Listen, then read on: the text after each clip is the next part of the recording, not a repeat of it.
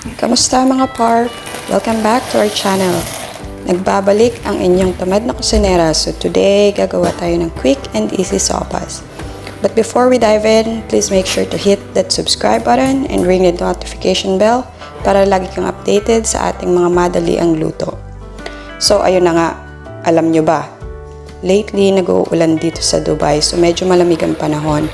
Kaya naman naisipan natin magluto ng isa sa ating comfort food na sopas. You know, by copying things na usually ginagawa natin sa Pilipinas kapag may mga ganap, like in this case, yun nga, umuulan. Kahit saglit lang naman or ambon lang.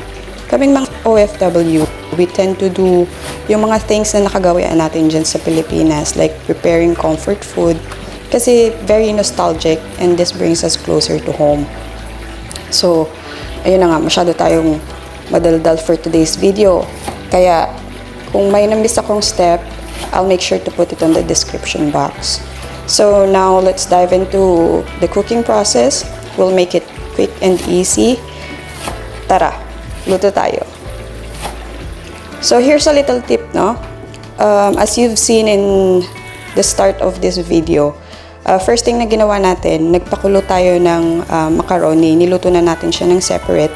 This way, hindi siya ma-overcook or magiging soggy kapag leftover na. Kasi usually, di ba, yung macaroni, kapag natitira yung sopas, nadudurog-durog na siya. So, this process will prevent that from happening.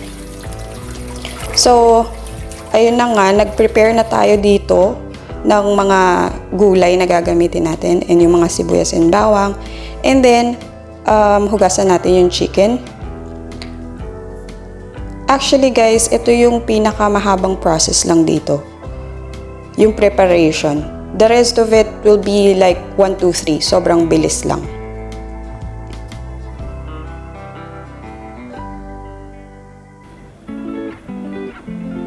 So okay, so na-ready na natin yung mga bagay-bagay and we'll start with gisa.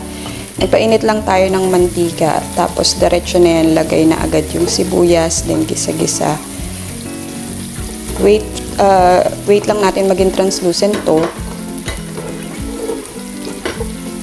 And then ilalagay na natin yung bawang right after.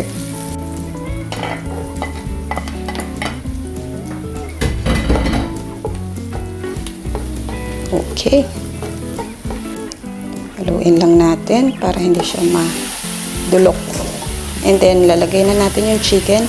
And by the way guys, itong chicken na to, intentional yan ha, na ganyan, buto-buto and yung leeg. We prefer this para dun sa mga sabaw kasi mas malasa kapag yung mga mabubuto.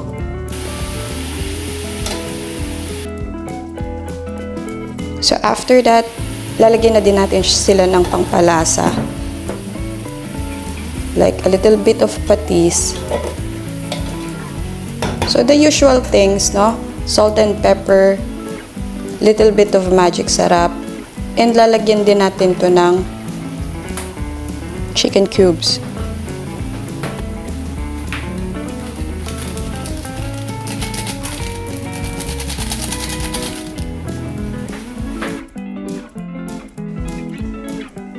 In this way, kakapit yung lasa mismo doon sa chicken.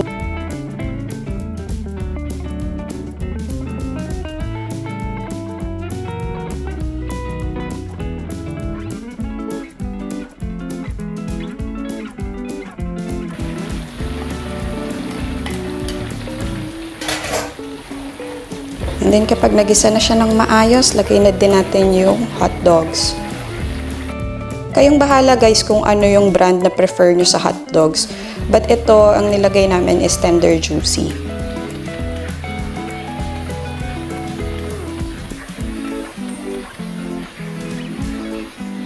So after that, lalagyan na natin siya ng sabaw. Medyo madami guys yung niluluto namin kasi madami kaming kakain. So, ang magte-take time lang dito is yung pakulo ng sabaw kasi nga medyo madami siya.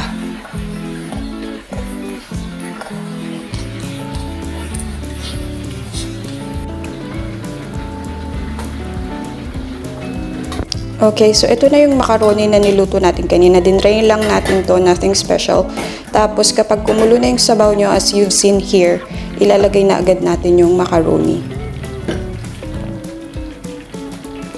And then, since luto na yung macaroni na yan and everything else is luto na, technically, gulay na lang po ang ating lulutuin dito. So, i-add up na natin agad yung gulay. And yung gulay namin, wala nang separate-separate yan. Magkasama na ang carrots and yung cabbage.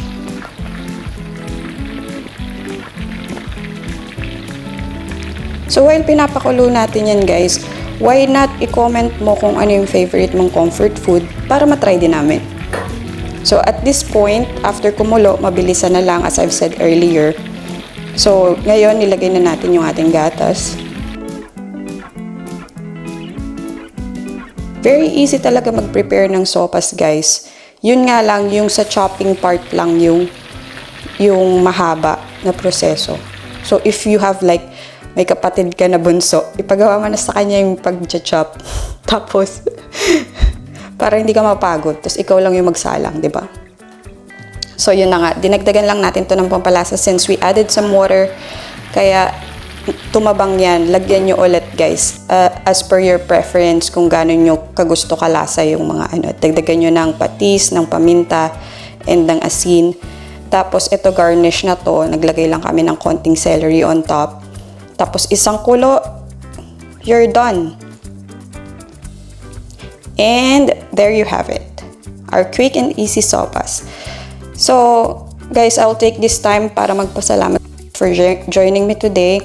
I hope this sopas recipe brings a piece of home into your kitchen. If you tried it, please let me know in the comments. And let me know kung anong kinalabasan. I hope it's nice. Kasi yung sa amin, ang sarap niya, guys. Very rich and creamy. So, until next time, happy cooking and salamat mga par.